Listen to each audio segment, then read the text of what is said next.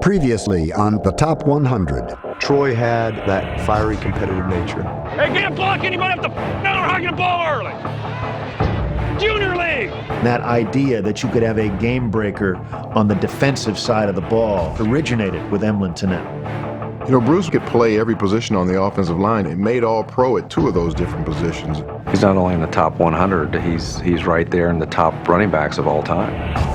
He was very tough, very mentally tough, but he was also gifted athletically. That's what the great players do. They make it look easy, and Darrell was one of those. The great players of any era can play in any other era. If he walked in today, he'd start for any team in the league. He was beating him to death. Yeah, he deserves to be on this list. End zone, Ozzie, touchdown Browns! When you played down at Ogden, you prayed that he didn't get embarrassed.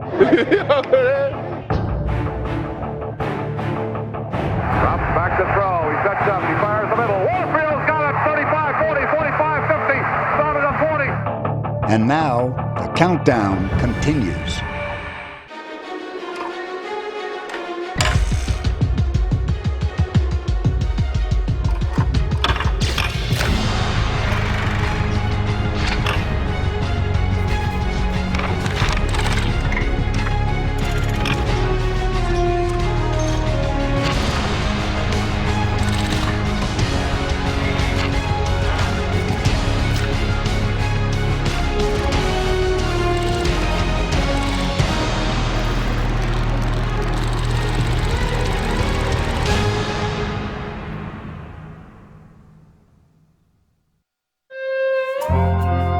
He didn't have the bulging biceps. He wasn't a workout fiend from the standpoint of lifting weights. And he didn't necessarily look the part. So many people would come up to me and said, you know, who's that sitting in Marshall Faulk's locker? We all would just get smiles on our face and we're like, that's Marshall Faulk. But inside of that exterior that maybe didn't look the part was the greatest football player that you would probably ever play with. There was not anything that he did that he didn't do well. That's what I think made Marshall Faulk great. Everything he was going to do it the best.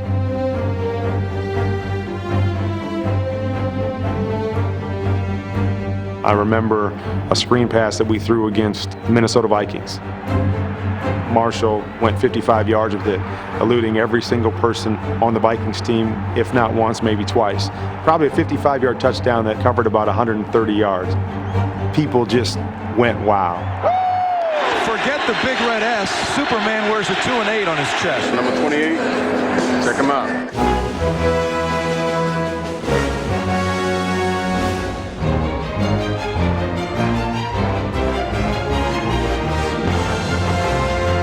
Over a 12-year career with the Colts and Rams, Marshall Faulk became the only running back in NFL history to rush for more than 12,000 yards and have more than 6,000 yards receiving.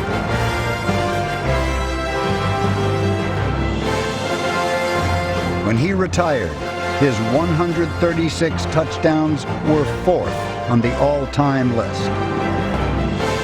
He's amazing. Wow. What else can Marshall Faulk do for this football team?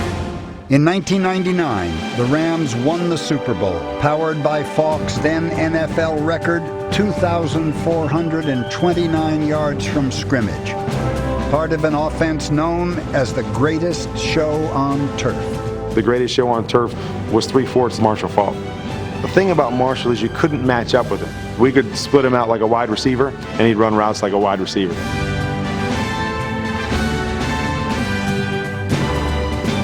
You couldn't put a linebacker on him. If they wanted to put a DB on him, it gave us an advantage somewhere else. So strictly his versatility is what allowed us to separate ourselves from everyone else, because he was on the field on every snap.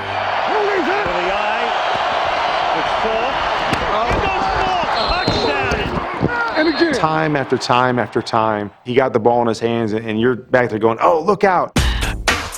And before you could even get the look out of your mouth, he was avoiding that guy and getting on to the next guy.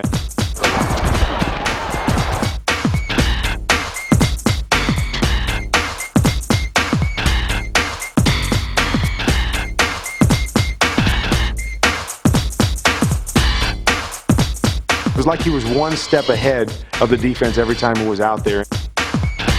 It was the crazy vision that he had, the ability to be able to see players that you wonder how he could ever see them. You know, they might be 3 yards behind him. We're all artists. When you're running the ball, basically that's what it is. There's a set place where the player is supposed to go. Sometimes it's there, sometimes it's not. And then from there, it's what's inside of you. Just like every other artist, you know, he doesn't know why or for whatever reason what made him paint this picture. You can't explain that. You can't play-by-play that. You can't tell somebody what I just saw. Holy smokes! It's how you feel and what you think and what you see, what you trust. That's the only thing that I can think about running the football is like. The one run that jumped out to me more than any others was a game we were playing against Cleveland in '99. Marshall made a run where he broke through the line, and he eluded basically every one of the defenders in the secondary and took off for a touchdown. And I think it was from that moment forward that I never carried out a play fake the rest of my career because I was afraid I was going to miss that wow run. Hey, Marshall, we didn't block anybody. Because any given moment with Marshall, it could be one of those. We didn't block anybody. That was a hell of a run. And that's what, in my opinion, made him the best player I was ever around.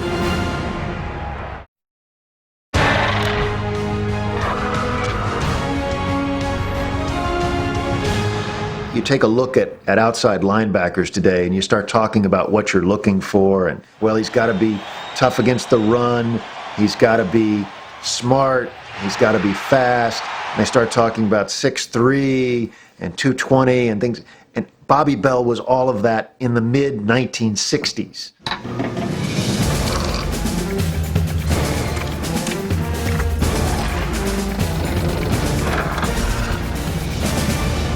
I grew up in Kansas City at a time when athletes lived in apartment complexes instead of owning them.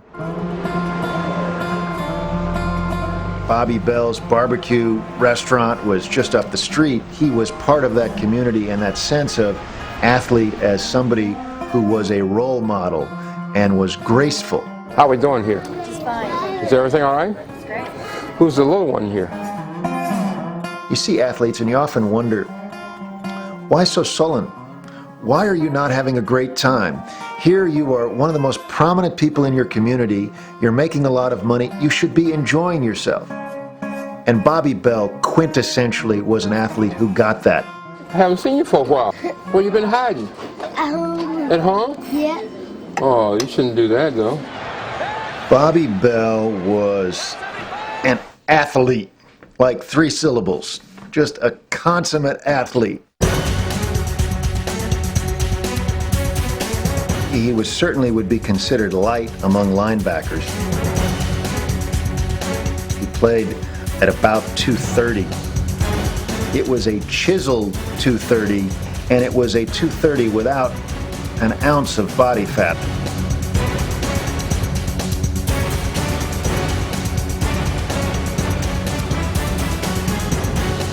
He was a trailblazer. He could do everything. He was just somebody who was truly a natural, gifted athlete. Bobby Bell was also the Chiefs' long snapper and contributed everywhere on the field.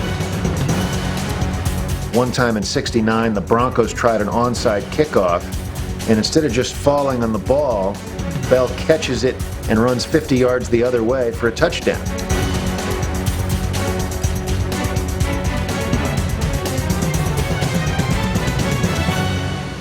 Hank Stram said that Bobby Bell was the only player he'd ever had who could play any position on the football field and you could still win with him. The Chiefs' defense led them to victory in Super Bowl IV.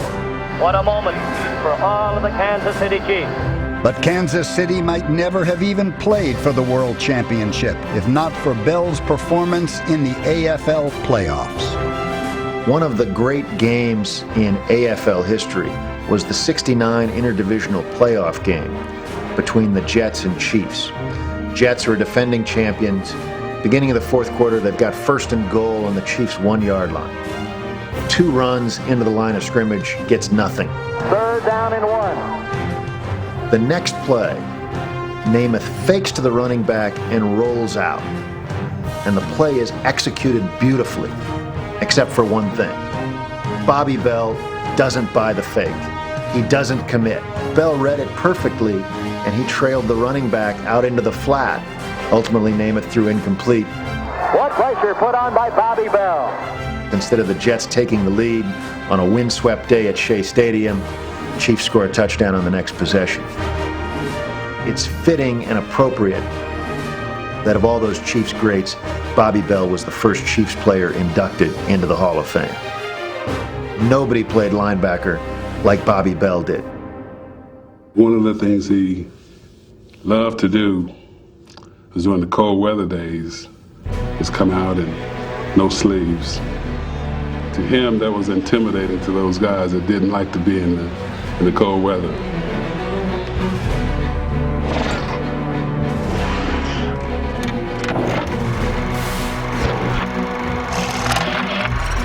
Mike came in and he had the daunting task of having to deal with Ernie Holmes every day. And Ernie, quite frankly, was killing him. Then, one day, Ernie couldn't move him. And I thought that, well, Ernie, what's going on? He said, well, he's gotten a little stronger. And Ernie went at him again, nothing happened. I said, oh, he's not that strong, let me have it. And I hit Mike, tried to throw him, nothing happened. From the practice field battles with his steel curtain teammates, center Mike Webster was forged into a 4-time Super Bowl champion and the anchor of Pittsburgh's offensive line. Mike has played more games than anyone in Steeler history and more consecutive games than anyone in Steeler history. In a tough position, being in the middle of the line where he's always getting contact. When I think about Mike, I see them breaking the huddle, and Mike runs up to the ball. He always does that. He's huffing and puffing, he's blowing.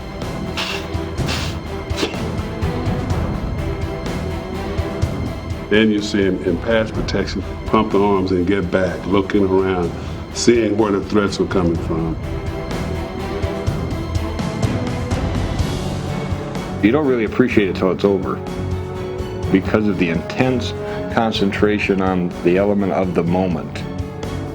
You're always concentrating on carrying that over, and you don't really want to do anything that might make it more difficult for yourself by patting yourself on the back and doing that type of thing.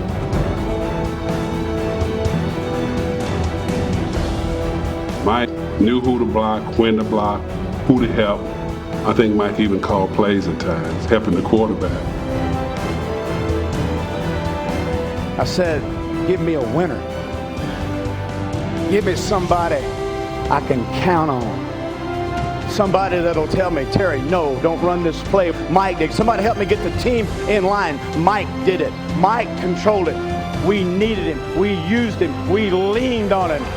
He was our strength. Let me put my hands into Mike Webster's butt just one more time.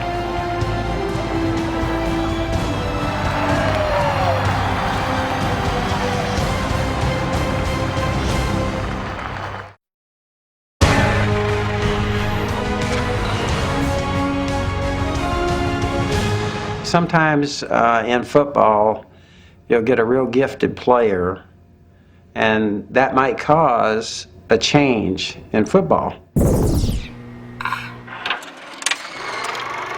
Kellen Winslow, he changed football. Don Coryell, he's probably one of the most creative people I've ever been around.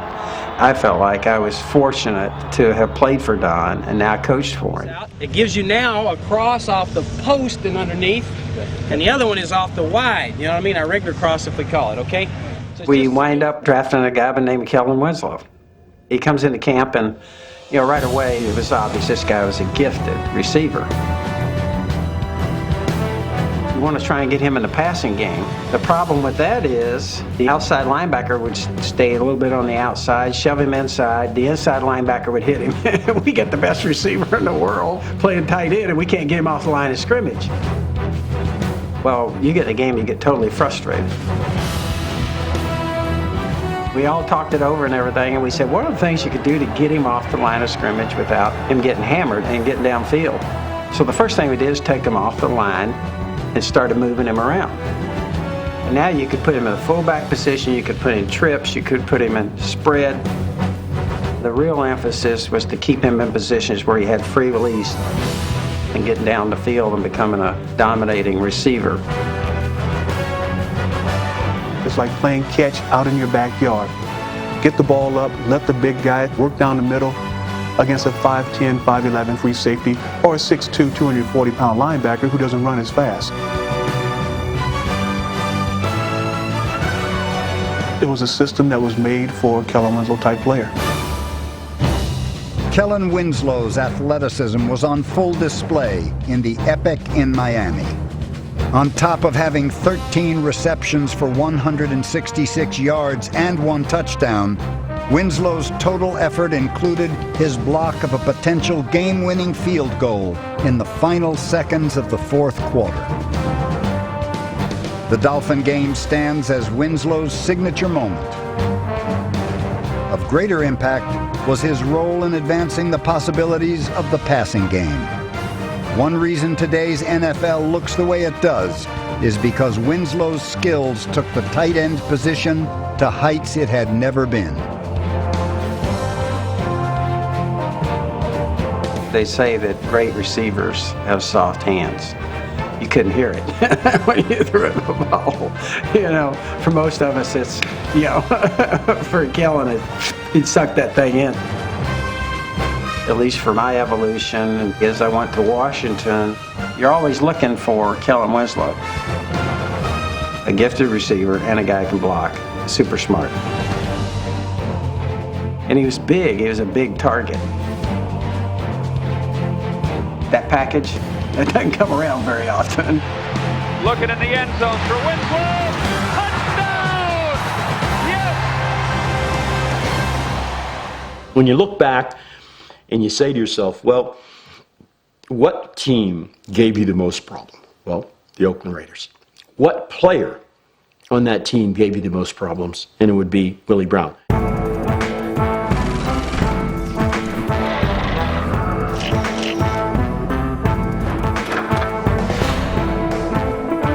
Willie Brown, I can see him now ending our run in 1970 in the playoffs.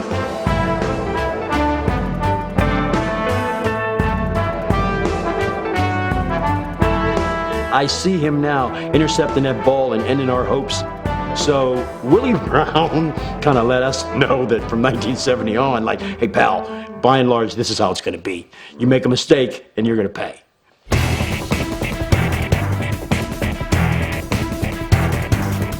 Cornerback Willie Brown was a college linebacker who went undrafted in 1963. When he joined the AFL's Denver Broncos, he helped revolutionize bump and run coverage.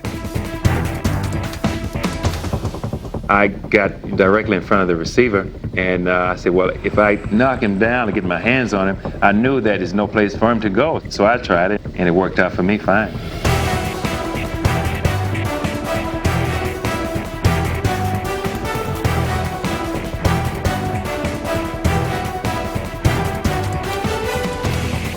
He was a ball hawk that would disrupt the things that you were trying to get accomplished. Brown playing up nose to nose with Snow. Back goes Gabe to pass. He looks, sets up, he's in trouble, runs to the left, throws on the move. Batted up here. Willie Brown still fighting for an interception. He's got it at the 30 and goes out of bounds on the 26-yard line. He was so good that forget about it. He was going to cover somebody like a blanket. Brown intercepted 54 passes in his 16-year career. Though he spent 12 years in Oakland, he didn't fit the mold of the typical Raider. He came from the old school. He wasn't flashy. He didn't talk a lot of smack, which a lot of Raiders did back then, Atkinson and Tatum and those guys. You respected the guy because he was a good guy. As a matter of fact, 1973, I went to the Pro Bowl, and Willie had those black Raider armbands. And I said, Willie, you have those armbands. He said, here you go. And I wore them the rest of my career. And the guy says, why do you switch to those in L-bands? I said, man, I got these from Willie Brown. Brown not only influenced styles, but also influenced the outcomes of some of the Raiders' biggest wins. Bradshaw sets up, then lobs one out to the left, broken up, intercepted, Willie Brown at the 50, Willie at the 40. A 50-yard interception returned by the great veteran Willie Brown. Brown had 7 career postseason interceptions, including 3 returned for touchdowns. And he looks and throws, intercepted by the Oakland Raiders. Willie Brown at the 30, 40, 50. He's going all the way.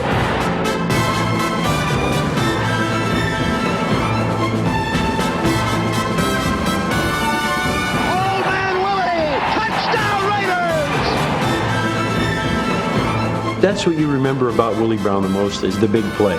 And you know what? I can't get this out of my mind. Since I've been talking to you, I've seen it about 5 or 6 times. Him intercepting that ball and running it back against us in 1970. He was always there in the big play.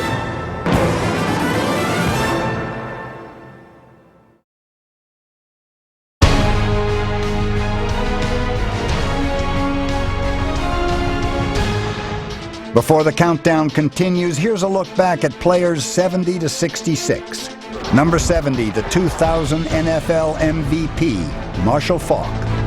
Number 69, Bobby Bell. Bobby Bell was an athlete, like 3 syllables, athlete. Number 68, the anchor of the 70s Steelers offensive line, Mike Webster. Number 67, a tight end who helped revolutionize the passing game, Kellen Winslow. Number 66, Willie Brown. Old man Willie, touchdown Raiders. And now, number 65. Every field or court he's ever stepped on to play whatever game he's wanted to play, he's been the best athlete. That's his perspective. He doesn't know any other perspective. He doesn't know it any other way.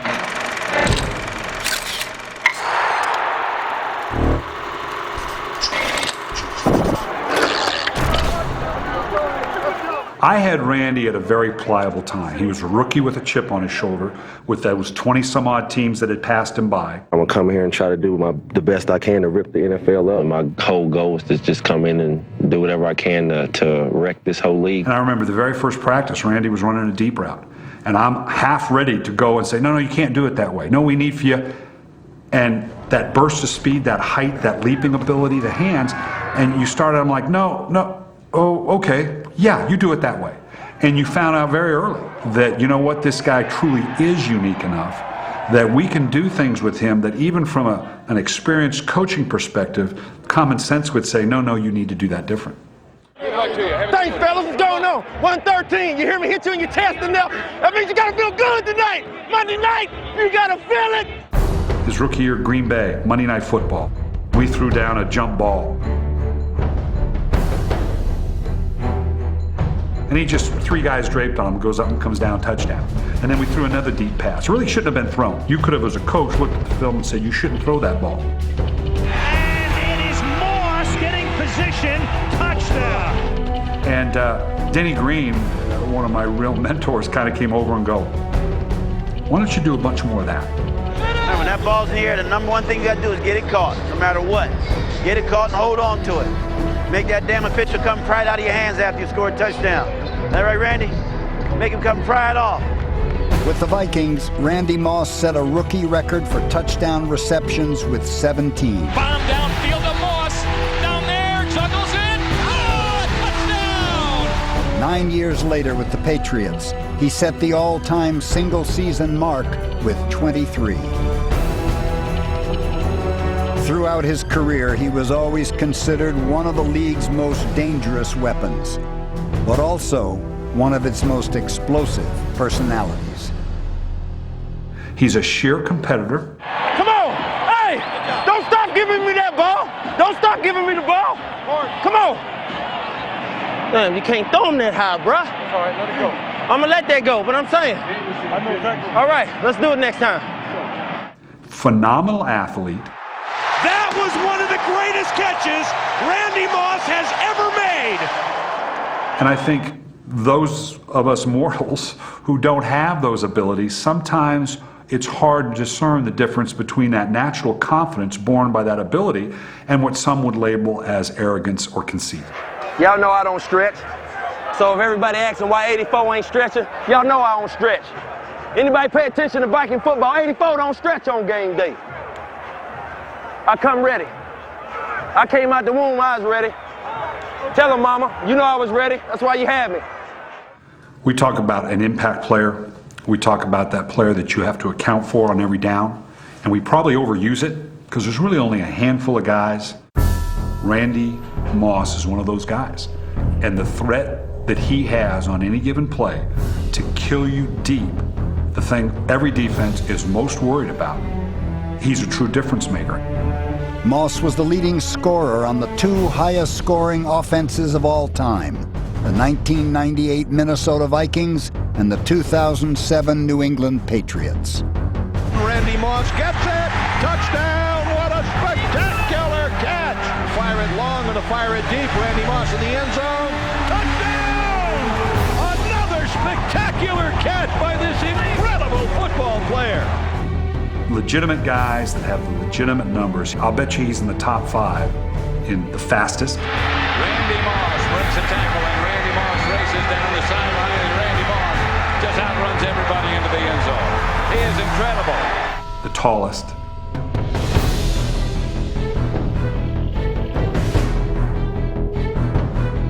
The highest leaping ability.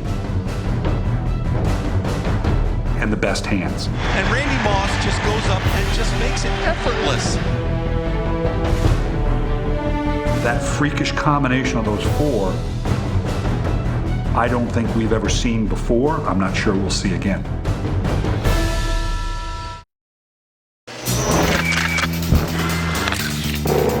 I admired his play, and I kind of tried to think like him and get my own interceptions. When I saw him on film, the thing I noticed about Herb was his ability to take advantage of a quarterback's weakness. Herb is on his man like a wet shirt. When the pass is underthrown, he's there to intercept, and its destination goal line.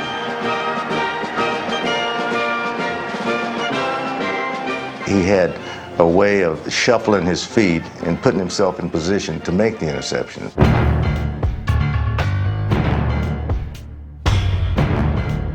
They call them shutdown cornerbacks these days.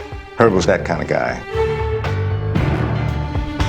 Herb Adderley was an intimidator who shut down offenses with his pass coverage and his physical style of play.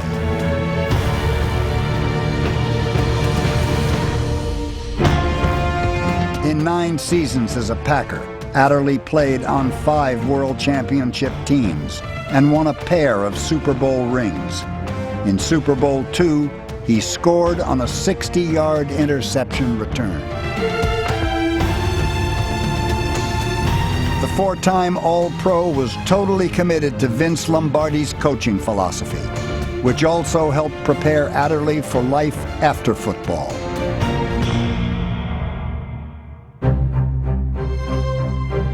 He would always say, gentlemen, what I'm trying to tell you now is going to help you once you get out of the game, because once you start working in the world, you're going to have the same ingredients to make it. Self-pride, pride in performance, sacrifice, self-respect, respect for others, hard work. I love my father very dearly, but I don't think about my father every day, but I think about Coach Lombardi every day. 2 years after Lombardi retired, Adderley was traded to Dallas, where he played 3 seasons for head coach Tom Landry. Coach Landry was not a rah-rah, pep talk type guy. And Coach Landry rarely got angry. Vince Lombardi got angry. Tell you something, Leroy, you're not going to get your job back unless we get a better performance. Hey, it's supposed to be a hell of a defensive club. It didn't look like it to me. I remember one time after a loss, Everybody had their heads down, and Herb says, "Get your heads up. You're a miserable bunch of losers." And, and everybody we never heard anything like that in our locker room. And that was it. From then on, the next 3 years, we were hard to beat. And that was the Lombardi Green Bay thing. And we just sort of adapted that, and we needed guys like Herb to get on us. Adderley's big game experience helped the Cowboys overcome their reputation as next year's champions. Adderley, who played in 4 of the first 6 Super Bowls, earned another ring when Dallas beat Miami in Super Bowl VI. In the left corner, number 26, Herb Adderley, awaited to be tested, but he too was equal to the task. We rallied around Herb because of his mental toughness and his attitude, and he wasn't afraid to speak his mind, and we needed that. He helped us get over that hump. I was making tackles all over the place. John Madden is screaming at Jim Otto, "Come on, get to him," for crying out loud. I looked up at Madden and I said, "Coach, he's not fast enough." The following year, we're playing out in Oakland. He hits me, undresses me, and I am absolutely out cold. And John Madden looks down at me and he says, "Well, Bergie, is he fast enough now?" And I go, "Uh-huh."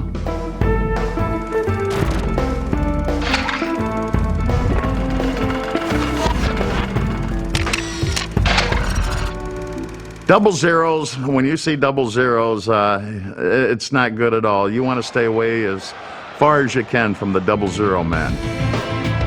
This guy was awesome, a demon with a killer's instinct. Jim Otto had what I call the 6-inch punch. Just before impact, he would be able to coil his body and really rip into you. Now, a middle linebacker, defensive players, we don't feel ouch, ooh, hurt, and pain. But let me tell you what, when Jim Otto hits you, guess what? It hurts. I've never been afraid of anything. I could play against King Kong, I think, and we'd have a battle. I think the face mask was probably bent a little bit. He had kind of like a little hook in his nose. My nose would be broken all year long. It would just get broken each game. I get pushed on one side of my face, then on the other side of my face. He ran kind of funny. He had a little bit of a pot gut. My number, 00, came from a nickname, and it was Ott.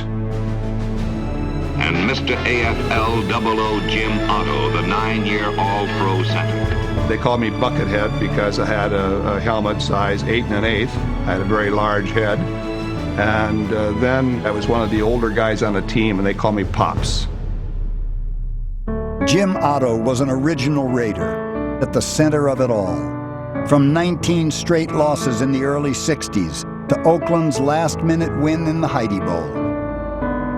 He was there for the Raiders' first ever Super Bowl. In 1972, he even caught a pass in a playoff game in Pittsburgh, although everyone remembers the game for another reception. In his second-to-last game, he snapped the ball for the famous Sea of Hands catch, the Raiders' most dramatic playoff win ever. By the time he was done, he had played in 308 straight games, the most in Raider history. I've had 39 surgeries. I've had 28 knee surgeries. Both knees are artificial. I've had 8 artificial knees. We loved to play football. We beat the hell out of each other and had a great time doing it. At that particular time, I thought maybe I shouldn't have done it, but as soon as you heal up a little bit, you think, gosh, I'd do it again.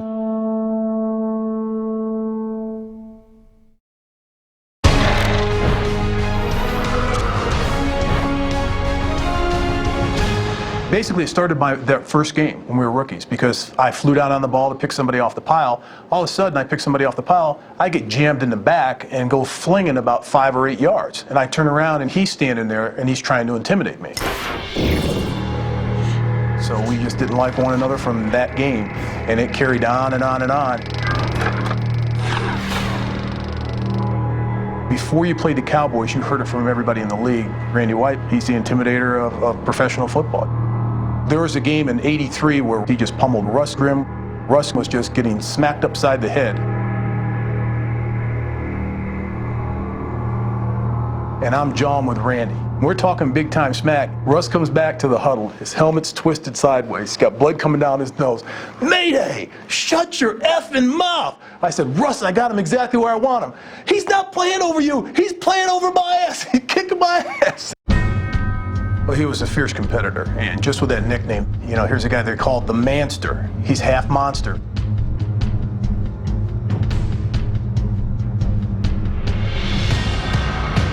Randy White was all monster on the football field. This ferocious competitor played 14 seasons and was named a first-team All-Pro 7 times. When you saw him on film, you would see offensive linemen slide to him, make sure that there were 2 guys on him. Most teams did that because once he got 1 sack and he was in your head as an offensive lineman, he would definitely get another, and he would just physically pummel you. He had some of the quickest hands in the NFL at that time, particularly for a defensive lineman, where he would come and slap and swim to get to the quarterback.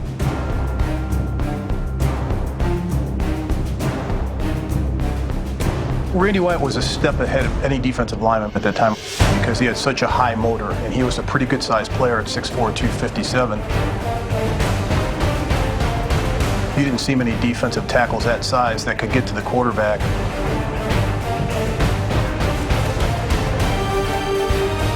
He could run down plays from behind at the defensive tackle position. Most tackles didn't have that athletic ability that he had and tenacity he had.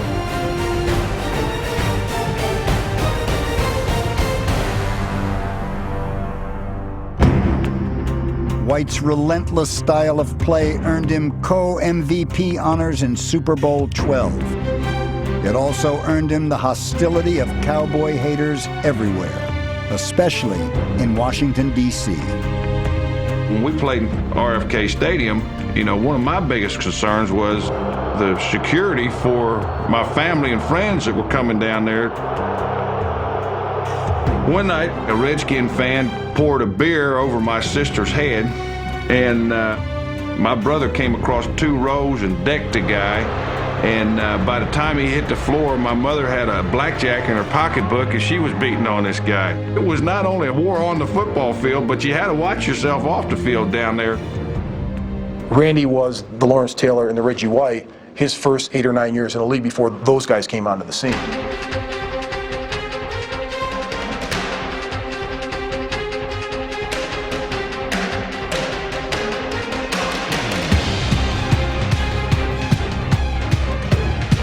Manster was in there in the mid-'70s through the early '80s. You know, he was the guy that most teams said, that's the guy we have to watch for. It's the Manster. How are you going to play against Randy White? How are you going to beat the Manster? He's one of the greatest defensive tackles. He was basically the first link in that chain that you saw players that were unblockable. You know, you can go back to the Deacon Jones and the Merlin Olsons and guys like that, but he carried it to another level. And then LT, and then Reggie. You don't find many guys with, I hate to say this on film, but with that much heart as Randy White, and you really have to respect the way that he played. I respect the way that he played football and the player that he was, but I still have some bitter feelings, and I'll probably have them until the day I die.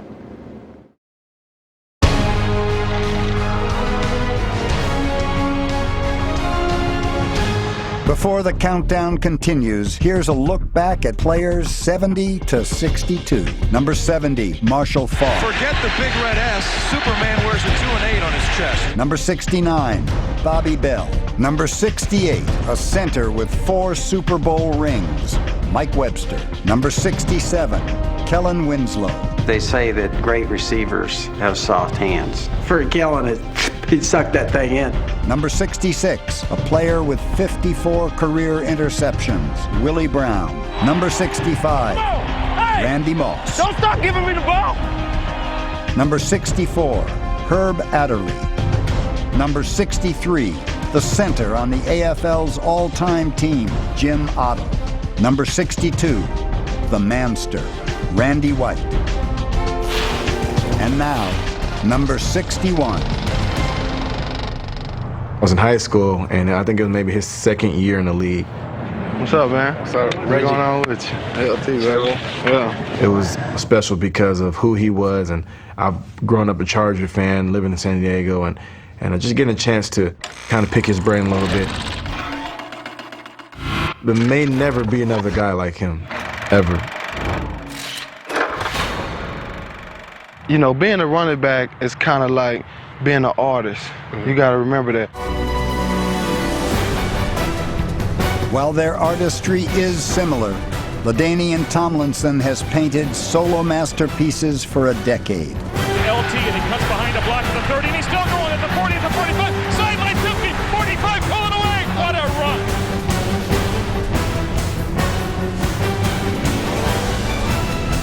Tomlinson with a first down, breaks the tackle. We'll see you in the end zone, man.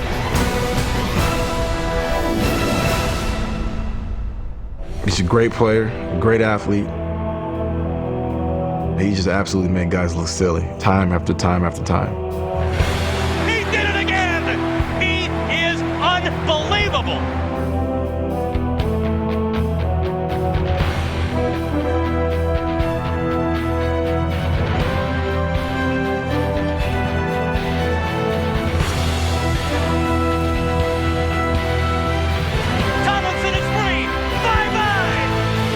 Tomlinson led the NFL by rushing for 12,490 yards in the 2000s. Pulling away, what a run! A cut that only few have ever been able to make. The great one, LaDainian Tomlinson.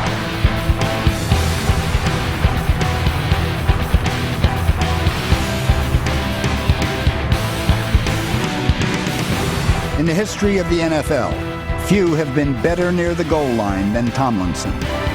Seeing how he attacks the end zone and how he attacks the defense when he gets the ball in his hands, it's pretty special.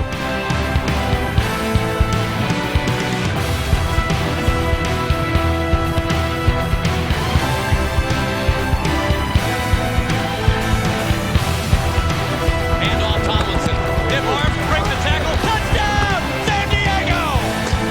He's one of those guys that he just has a nose for the end zone. Anybody who can score 27, 20 touchdowns in 1 year, that's greatness. In 2006, he set the NFL record with 31 touchdowns in a season. Into the end zone! Chargers fans are witnesses to history! What is your main goal for the NFL? I think of it like you play it to leave a mark on the game.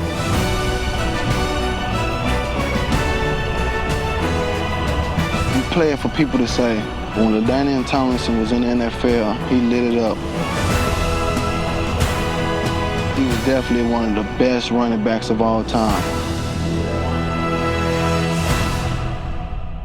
On the next episode of the Top 100, the image got planted of him being a robotic type player.